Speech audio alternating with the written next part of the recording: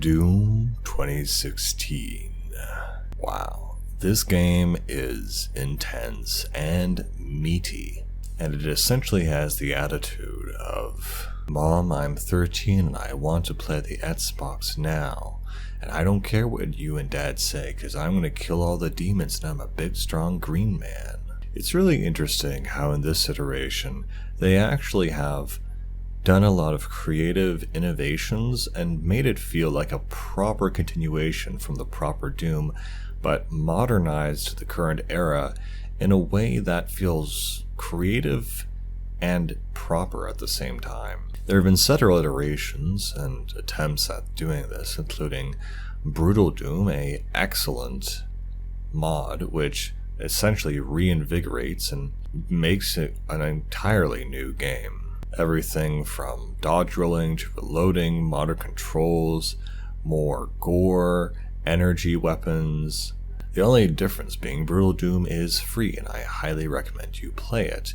In fact, I think I might even like it a little bit more than Doom 2016, but I digress because Doom 2016 seems to be more so trying to corner the console market, as gaming has shifted away from the PC, and now everything seems to be focused on console-based games.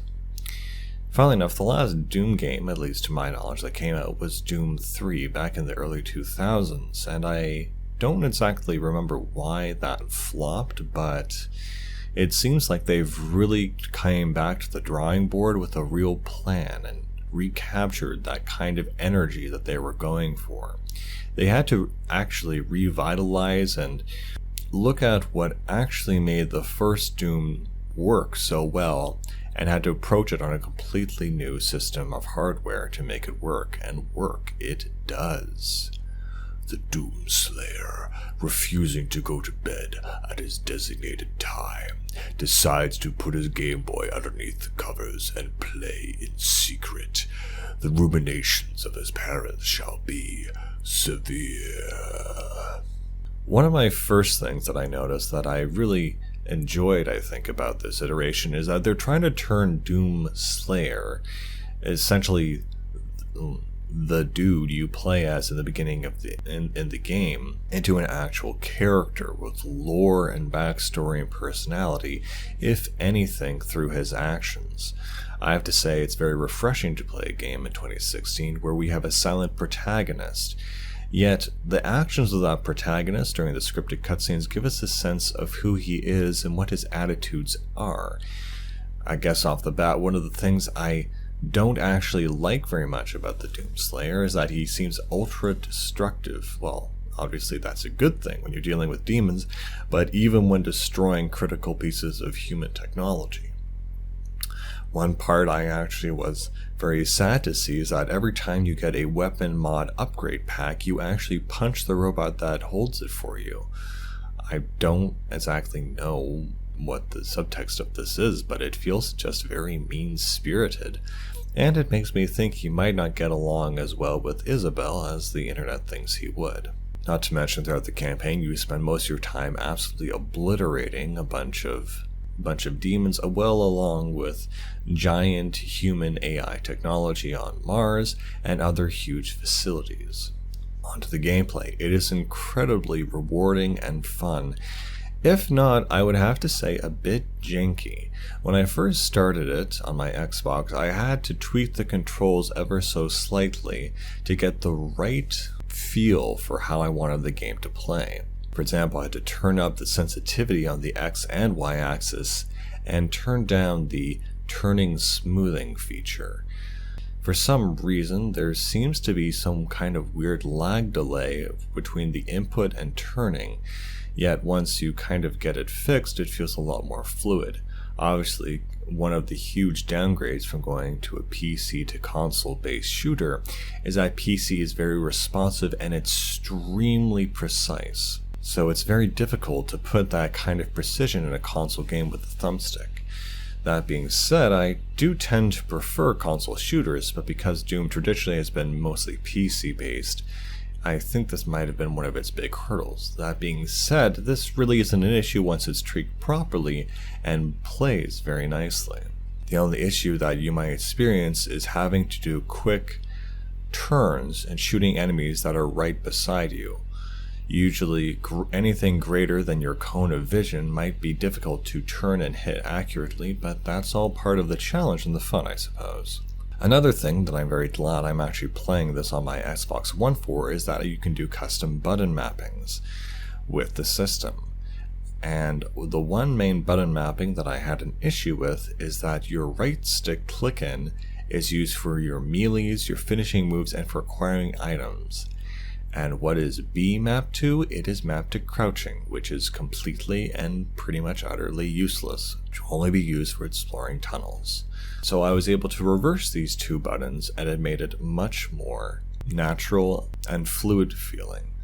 The only reason I can imagine why they didn't map one of the most used buttons in the whole game to a more accessible button is that they didn't want to be imitating one of their competitors, Halo, who uses the B button for melee. And also about the lore of the game, there seems to be these narrative monologues about the Doomslayer as a person, and exactly what its backstory was as an almost mythological figure.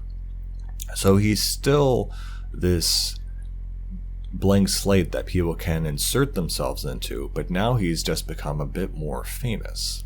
I do have to admit, though, that some of these monologues, while they are well written, sometimes make me feel they were written and delivered by a 13-year-old boy's imagination.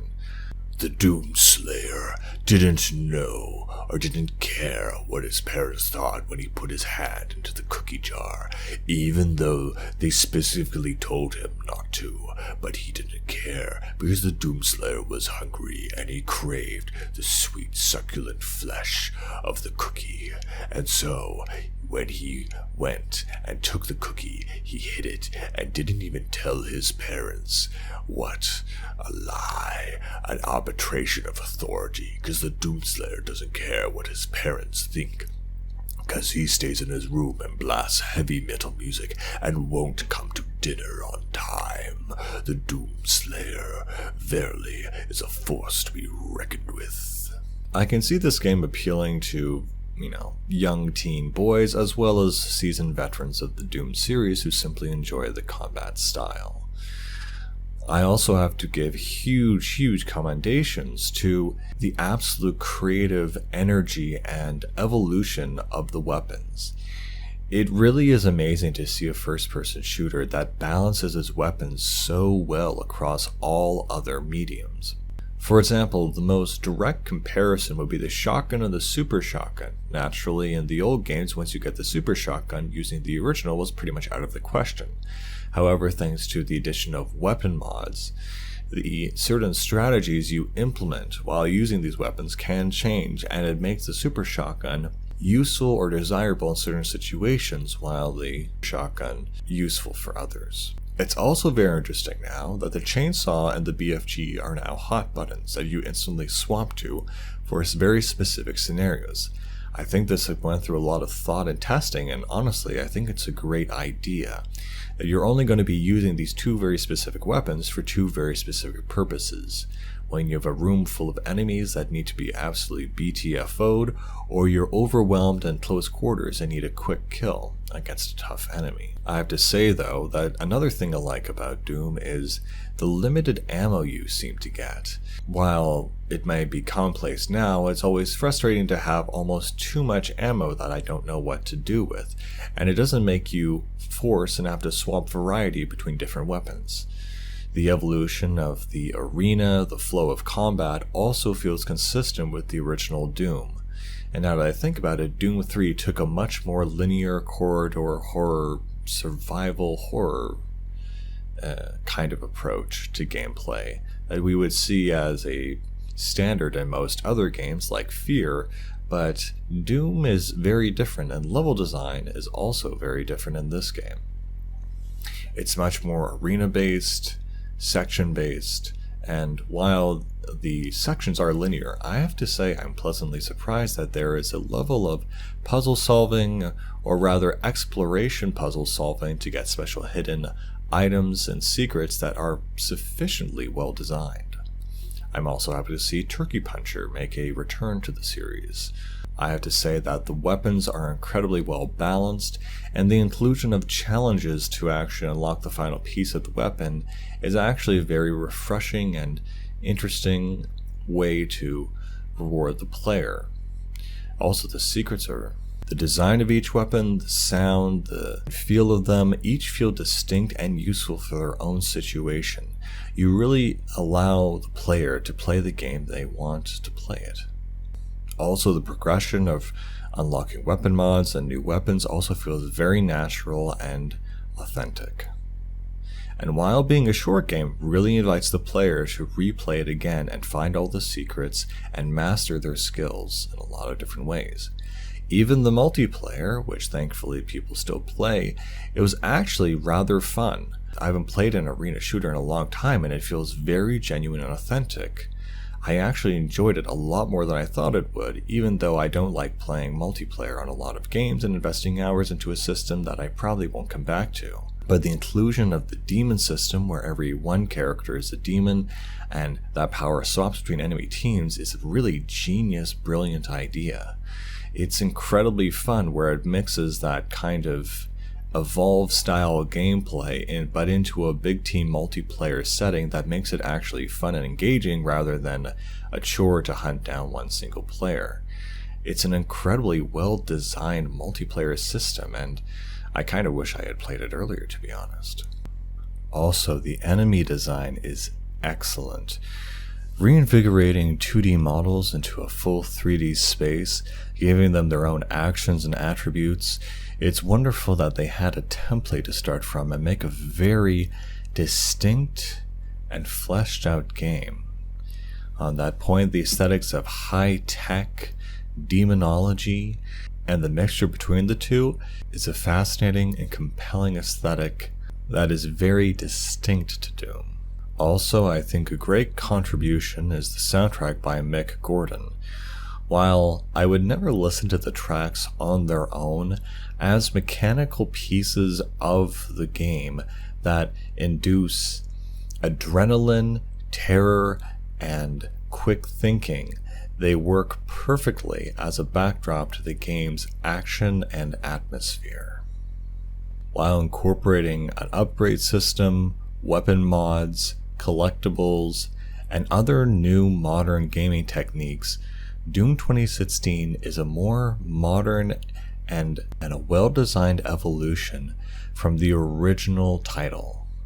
I'm very excited to see what id puts out for the rest of the Doom series, and we'll be trying Doom Eternal soon.